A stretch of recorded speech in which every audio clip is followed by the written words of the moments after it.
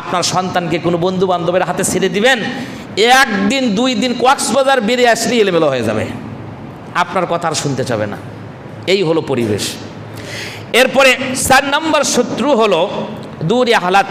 এটা হলো টাকা পয়সা না থাকা। টাকা পয়সা থাকলে মানুষ ভালো হয়ে যাবে এমন কোনো কথা না, টাকা না থাকলেও মানুষ খারাপ হয়ে যায়। বুখারীতে আসছে যে টাকা মানুষ যখন না থাকে, সম্পদ যদি না থাকে, তখন মানুষ কুফুরের দিকে চলে যায়, খারাপ পথের দিকে চলে যায়। টাকা যদি মানুষের কাছে থাকে, আবার ওই টাকার কারণে মানুষগুলা খারাপের দিকে চলে যায়।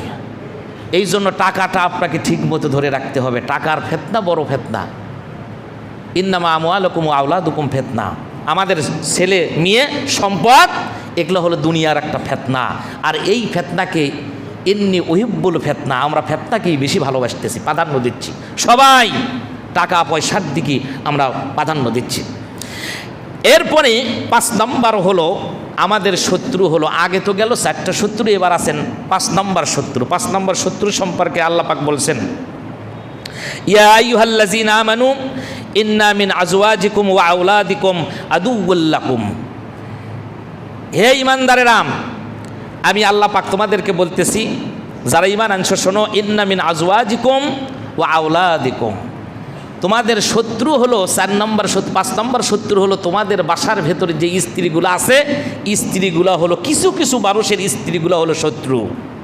একটুখানি যদি এলোমেলো হয়, খালি যদি বলছে যে আপনি একটা না সুই নিয়ে আসেন, আপনি সুইটা নিয়ে আসতে পারেন নাই, তোমার সাথে বিয়ে করে জীবনে আমার কোনো সুখ শান্তি হয়নি, শুরু হয়ে গেল শুধু সুইয়ের কারণে। অথচ ভালো ভালো জিনিস আপনি উপহার হিসেবে দিয়েছেন, হাদিয়া দিয়েছেন, গিফট করছেন, কিন্তু ওগুলো সব ভুলে গেছে। এটা আল্লাহ পাকের কথা, আমার কথা নাই। কিন্তু আল্লাহ পাক বললেন যে তোমাদের স্ত্রীগুলো হলো তোমাদের জন্য শত্রু। আর একটা শত্রু আছে 6 নম্বর, সেটা হলো ওয়া আওলাদিকুম, তোমাদের ছেলে মেয়ে যা আছে এটাও তোমাদের শত্রু। দেখেন না, ছেলেকে আপনি সব কিছু দিয়েছেন, MA পাস করাছেন, পড়াশোনা করাইছেন, সব ঠিক আছেন, খালি একটুখানি এলোমেলো হয়েছে, বাবা যে এবার দিতে পারতেছি এটা সামনে ঈদের মধ্যে নিও, কিংবা 2-4 দিন পরে ধান টান কেটে নিও, তোমার মতো বাপ হয়ে জীবনটাই শেষ, তোমার বাপ হওয়ার কোনো যোগ্যতাই তোমার ভেতরে নেই। শুরু হয়ে গেল। ছেলেই বাপকে বলতেছে তুমি তো আমার শত্রু হয়ে গেছো, তুমি তো আমাকে কিছুই দিলে না, দিলে কি? শুরু হয়ে গেল। তাহলে আল্লাহর ভাষায় এই 6টা দিক, এই 6টা হলো আমাদের শত্রু, যার কারণে আমাদেরকে আমলে সলে করতে দিচ্ছে না। আর আমলে সলে করার কারণে ওয়ামিলুস সলিহা উলাইকা সাহাবুল জান্নাহ হুম ফিহা খালিদুন। আল্লাহ বলছেন যারা আমলে সলে করবে তাদের জন্য আল্লাহ পাক রাখছে হলো জান্নাত, আর এই জান্নাতের ভিতরে তারা খালিদিনা ফিহা, তারা চিরকাল থাকবে, এই জান্নাতের ভেতরে থাকবে। আর আমরা এই 6টা শত্রুর কথা জানলাম যে আমাদের জীবনে 6টা শত্রু আছে। এই শত্রুর থেকে আল্লাহ পাক যেন আমাদেরকে হেফাজত করে, আমরা বলি আল্লাহুম্মা আমিন। আমাদের যে সন্তানগুলো আল্লাহ পাক দিয়েছে, স্ত্রী দিয়েছে, ছেলে মেয়ে দিয়েছে, আল্লাহ পাক যেন সবগুলোর দিকে তাকালেই আমাদের জন্য কলিজাটা ঠান্ডা হয়ে যায়। আল্লাহ যেন সেই রকম স্ত্রী এবং ছেলে সন্তান এবং কন্যা সন্তান দান করে, আমরা বলি আল্লাহুম্মা আমিন। প্রিয় উপস্থিতি, এখন আসেন মানুষেরা এরই ভিতরেই আল্লাহ পাক জান্নাতের কথা বলেছেন। আবার নবী করিম সাল্লাল্লাহু আলাইহি সাল্লামের অসংখ্য হাদিসের ভিতর থেকে আসছে অনেক মানুষ আছে তারা জান্নাতে যাবে না। জান্নাতে যাবে না কারা, এই বিষয়ে অনেকগুলি হাদিস আছে, অনেক হাদিস আছে। তার ভিতরে আমি আপনাদেরকে 2-1টি করে অনুবাদগুলো শুনিয়ে দিই। 1 নম্বর হলো যারা হারাম খাদ্য ভক্ষণকারী, নবীজি বলেছেন তাদের গোটা বলিটা জাহান্নামের আগুনে পড়বে, তারা জান্নাতে যাবে না। হারাম খাচ্ছি না আমরা, সব জায়গা হারাম দিয়ে ভরপুর হয়ে গেছে। তাকায় দেখেন তো পৃথিবীর দিকে, একেবারে বাসার থেকে শুরু করে উপর লেভেল পর্যন্ত সব জায়গা শুধু হারাম আর হারামের প্রতিযোগিতা শুরু হয়ে গেছে। কেউ চিন্তা করতেছি না যেটা হালাল না এটা হারাম। আর আপনি 1 লোকমাও যদি পেটের ভেতরে থাকে, ওই শরীরটা গোটাটাই জাহান্নামে চলে যাবে। এই জন্য নবী বলেছেন যাদের শরীরের ভেতরে হারাম খাবার ঢুকেছে তারা জান্নাতি হবে না, তারা জাহান্নামী হবে।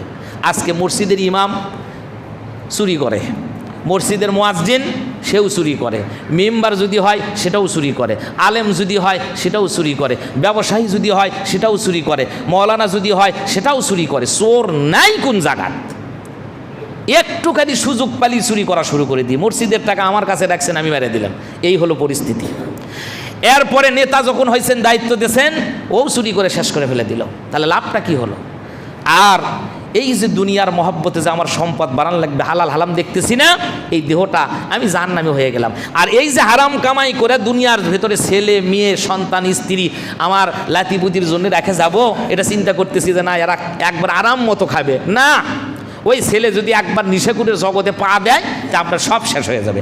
আর মাঝখান থেকে আপনি চুরি করে, ডাকাতি করে, ছিনতাই করে, যেভাবেই হোক কামাই করে সম্পদ বাড়ালাম ঠিকই, বাড়ানোর পরে কবরের ভেতরে যাওয়ার কারণে পাপ তো করছি, আবার রেখে আসছি, ডবল পাপ। একবার সৎকায় জারিয়ার সোয়াব যেরকম কবরে যাবে, সৎকায় জারিয়ার পাপও আপনার কবরের ভেতরে যাবে, এটা মনে করেন। সেই জন্য হারাম জিনিসের মধ্যে আরাম নাই, যদিও একটু সাময়িক দেখা যায়।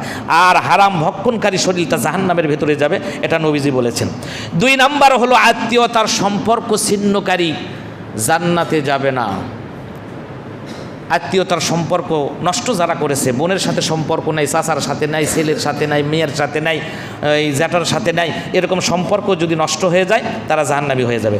3 নাম্বার হলো প্রতিবেশীকে কষ্ট দানকারী। যারা প্রতিবেশীর সাথে খারাপ ব্যবহার করে, প্রতিবেশী হক এত বেশি, প্রতিবেশীর সাথে ভালো ব্যবহার আর মন্দ ব্যবহার, ভালো মন্দর জন্য জান্নাত আর জাহান্নাম আছে। প্রতিবেশীর সাথে ভালো ব্যবহার করবেন, ওদের সাথে খারাপ ব্যবহার করবেন, জাহান্নামে চলে যাবেন। মিশকাত শরীফের একটা হাদিস আসছেন, নবীজি বলেছেন এই কি বলে যে প্রতিবেশীর হক সম্পর্কে তিনি আলোচনা করতেছিলেন। এক পর্যায়ে পয়গম্বর বললেন, আমার তো মনে হয় কবে জানি একেবারে আমার ওয়ারিশ বানিয়ে দেয় প্রতিবেশীকে। কিন্তু সাহাবাই কেরামরা বলতেছি, ইয়া রাসূলুল্লাহ, ইয়া হাবিবাল্লাহ, প্রতিবেশীর হক সম্পর্কে যে আলোচনা করতেছেন, আমার প্রতিবেশী আছেন, এ নামাজ পড়ে, রোজা রাখে, তাসবিহ তাহলিল করে, নফল ইবাদত করে, কিন্তু প্রতিবেশীর সাথে যখন একটু কাটাকাটি হয়, কথার একটু সমস্যা হয়ে যায়, তখনই শুরু করে খারাপ কথা শুরু করে দেয়, কটু বাক্য বলে। নবী বললেন এই প্রতিবেশীটাই হলো জাহান্নামী। আর একজন সাহাবী দাঁড়িয়ে উঠে বলে, ইয়া রাসূলুল্লাহ, ইয়া হাবিবাল্লাহ, আমার প্রতিবেশী আছে, কিন্তু প্রতিবেশী বেশি নফল ইবাদত করতে পারে না, ফরজ নামাজগুলো পড়ে, কোরআন তেলাওয়াত করে, রমজান মাসের রোজা রাখে, ফরজ কাজ করে, কিন্তু প্রতিবেশীকে সে কষ্ট দেয় না, তার কথার দ্বারা না, তার হাতের দ্বারা না, তার মুখের দ্বারা না। নবীজি বললেন কষ্ট যখন প্রতিবেশীকে দেয় না, এই লোকটাই হলো জান্নাতি। আর আমি আর আপনি প্রতিবেশীর সাথে একটা ভালো একটা কথা বললেও মেজাজ খারাপ হয়ে যায়, প্রতিবেশীর সাথে খারাপ ব্যবহার করা যাবে না। আল্লাহ যেন আমাদেরকে হেফাজত করে, আমরা বলি আল্লাহুম্মা আমিন। এরপরে অনেকগুলি কথা, পিতামাতার অবাধ্য সন্তান তারা জাহান্নামী হয়ে যাবে, জান্নাতে যাবে না। আর অধীনস্থকারী, ধোকাদানকারী শাসক, যারা ধোকা দিয়ে জনগণকে বোকা বানায় ক্ষমতা নেওয়ার পরেই জনগণের সাথে ভালো ব্যবহার করে না, পয়গম্বর বলেছেন তারা জাহান্নামী, তারা জান্নাতে যাবে না। 7 নাম্বার হলো অন্যের সম্পদ আত্মসাৎকারী। ভাইয়ের জমি মানুষ মেরে দেয়, আর তো অন্যর জমি তো বলেই থাকলো, বোনের জমি পর্যন্ত এলোমেলো করে ফেলে দেয়। যারা অন্যর সম্পদ যারা ভক্ষণ করবে, যারা মেরে খাবে, তারা জাহান্নামী হয়ে যাবে, জান্নাতে যাবে না। 8 নম্বর হলো উপকার করে যারা খোটা দেয়, আমি সমাজের জন্য এই করছি, দেশের জন্য ওই করছি, শেষে দেখা গেল হিসাব করে সব কিছু মেরে ঠিকই খাচ্ছে, কিছু না উপকারও করছে, এরকম মানুষও আছে, কিন্তু না উপকার করে খোটা দেওয়া যাবে না, তারা জাহান্নামী হয়ে যাবেন। 9 নম্বর হলো চুগলখোর ব্যক্তি। 10 নম্বর হলো অন্যর পিতাকে নিজের পিতা বলে পরিচয় দানকারী ব্যক্তি, জাহান্নামী হয়ে যাবে। এখানে একটু কথা শোনেন, 10 নম্বর পর্যন্তই থাক আজকে। তে অন্যের পিতাকে পিতা বলে ডাকা যাবে না। সূরা আহজাবের ভিতরে আছে এই কথাটা, যে পালক পুত্র কখনো নিজের সন্তান হয় না, নিজের ছেলে হয় না, নিজের মেয়ে হয় না। আর এখন তো আমরা মাশাআল্লাহ অন্যের বাবাকে বাবা বলতে আমাদের লজ্জাবোধ করে না। যারা অন্যের বাবাকে বাবা বলবে, পয়গম্বর বলেছেন তারা জাহান্নামী হয়ে যাবে, তারা জান্নাতে যাবে না। আজকের থেকে সাবধান হই, কে কোন পীর সাহেবের মুরিদ লিয়া যদি পীরকে বাবা কই, আর এমন কি শ্বশুর বসে আছে, আমার বাবাও বসে আছে। রাসূলের কাছে একজন সাহাবী বলে, ইয়া রাসূলুল্লাহ, ইয়া হাবিবাল্লাহ, আমি ডাকের ক্ষেত্রে কাকে প্রাধান্য বেশি দেব?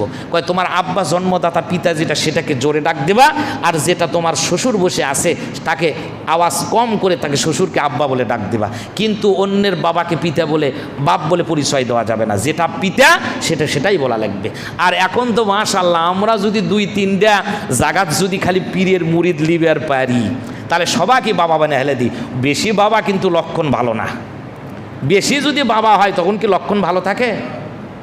সেই জন্য পীরকে বাবা বলা যাবে না, নিজের বাপকে খবর নেয় না, অথচ পীরের সাথে এত সম্পর্ক, বলাই যাবে না।